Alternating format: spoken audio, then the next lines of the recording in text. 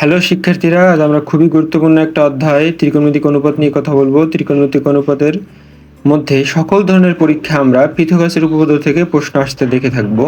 তো আমরা সেটি নিয়ে আলোচনা করব। পিথাগোরাসের উপপাদ্যটি হলো অতিভুজের স্কয়ার সমান সমান বিপরীত বাহু তার হোল স্কয়ার প্লাস সন্নিহিত বাহু তার হোল স্কয়ার। মানে বলা যায় অতিভুজের স্কয়ার সমান সমান অপর দুই বাহুর সমষ্টি, অপর দুই বাহুর বর্গের সমষ্টি, অপর দুই বাহুর বর্গের তার সমষ্টি। সো আমরা দেখে থাকবো এই যে পিথাগোরাসের সূত্রটা, পিথাগোরাসের উপপাদ্যটা, অবশ্যই এটা কোন ত্রিভুজের ক্ষেত্রে প্রযোজ্য হবে? অবশ্যই সেটা কি হবে? সমকোণী ত্রিভুজের ক্ষেত্রে প্রযোজ্য হবে, অন্য কোনো ত্রিভুজের ক্ষেত্রে প্রযোজ্য হবে না। সো আমরা এখন দেখব যে অতিভুজ, এই যে আমরা যে পিথাগোরাসের উপপাদ্যটা শিখলাম, যেখানে বললো অতিভুজের স্কয়ার সমান সমান বিপরীত বাহু তার হোল স্কয়ার সমান সমান সন্নিহিত বাহু তার হোল স্কয়ার। এইটা আসলে অতিভুজ কোনটাকে বলে এবং বিপরীত বাহু কোনটাকে বলে এবং সন্নিহিত বাহু কোনটাকে বলে। সো আমরা দেখব অতিভুজ কোনটাকে বলে। সমকোণের বিপরীত বাহুকে অতিভুজ বলে। তো আমরা আগে দেখব যে একটা সমকোণী ত্রিভুজ তো হতে হবে, সমকোণী ত্রিভুজ থাকলে অবশ্যই সমকোণটা থাকবে। তো সমকোণটা চেনার উপায় কি? যেখানে দেখবো যে একটা রেখার উপর আর একটা রেখার লম্বভাবে আছে, তা আমরা চোখের দেখা এটা বুঝে যাবো যে লম্বভাবে আছে, তাহলে এটাকে আমরা কি বলবো? সমকোণ বলবো। সমকোণের বিপরীত পাশে যেটা থাকে, বিপরীতে যে বাহু থাকে তাকে বলে অতিভুজ। তাকে কি বলে? অতিভুজ বলে। এইটাকে আমরা অতিভুজ বলবো।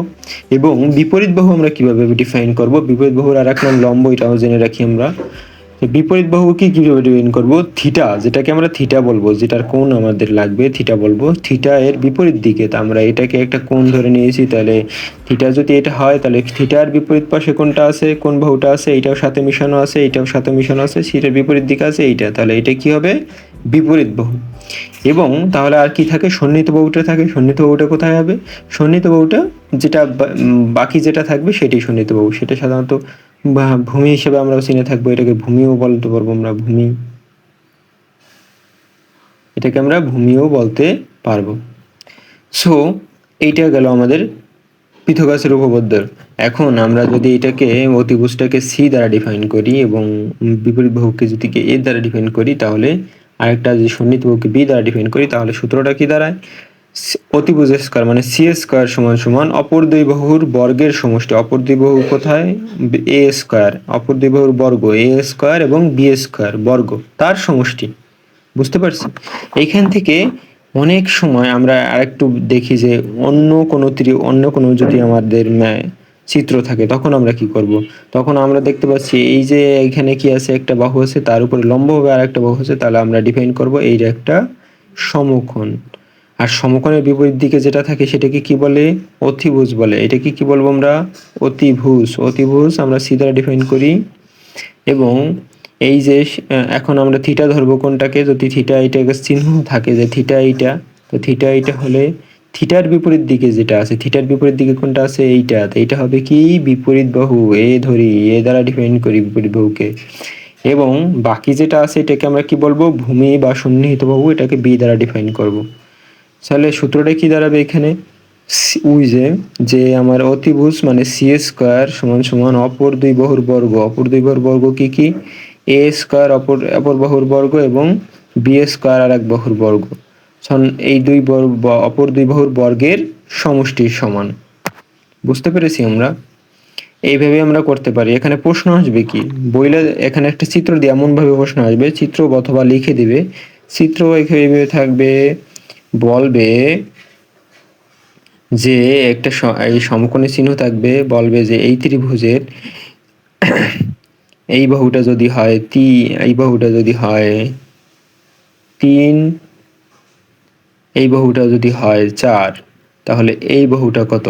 তাহলে আমরা যদি এটাকে থিটা বসাই, থিটা ধরি, তাহলে আমাদের বলছে কি, এই যে সমকোণের বিপরীত দিকে আছে না, এটা হলো অতিভুজ না? তো অতিভুজে বাইর করতে বলছে। তো অতিভুজ আমরা জানি কি? অতিভুজ সি স্কয়ার সমান সমান কি? বিপরীত বাহু। বিপরীত বাহু কোনটা? থিটা কোণের বিপরীত দিকে যেটা আছে, তো এটা বিপরীত বাহু। তাহলে এ স্কয়ার প্লাস তার বর্গ এবং সন্নিহিত বাহুর বর্গের সমষ্টি। তো এখানে আমরা কি করব? এ এর মান দেওয়া আছে, বিপরীত বাহু বিপরীত দিকে আছে 3 স্কয়ার প্লাস এটা আছে সন্নিহিত বাহু আছে 4 স্কয়ার বর্গ, শূন্যতে বর্গ, তাহলে এটা কত হয়?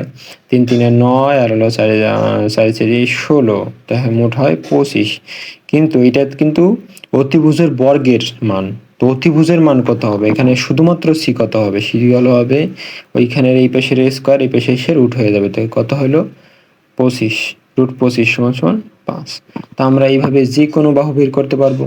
এই সূত্রের মাধ্যমে কি করতে পারবো? এই যে পিথাগোরাসের সূত্রের মাধ্যমে কি করতে পারবো? আমরা যে কোনো বাহু বের করতে পারবো। যদি আমাদের এইখান থেকে বলে বিপরীত বাহু বের করো, তখন আমরা কি করব? বিপরীত বাহু বের করার জন্য অবশ্যই কি করব? বিপরীত বাহু এই বাম পাশে আনবো। বিপরীত বাহুর স্কোয়ার সমান সমান কি হবে? এখানে অতিভুজের স্কোয়ার থেকে অন্য বাহুটা বাদ যাবে, অতিভুজের স্কোয়ার থেকে অন্য বাহুর বর্গটা বাদ যাবে। তো অতিভুজের স্কোয়ার সমান মাইনাস কি হবে? এখানে হবে ভূমি তার হোল স্কোয়ার।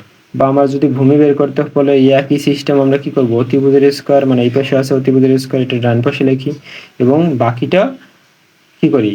সাইন বিপরীত পাশে নিয়ে যাই। তাই এইটা যদি আমরা এইটা যদি লিখি, তো এইটা বিপরীত পাশে গেলে কি হয়ে যাবে? এ স্কোয়ার হয়ে যাবে, মাইনাসের স্কোয়ার হয়ে যাবে, প্লাস মাইনাস। এইভাবে আমরা যে কোনো বাহু বের করতে পারবো। আশা করি বোঝা গেছে। নতুন ভিডিওতে আবার দেখা হবে।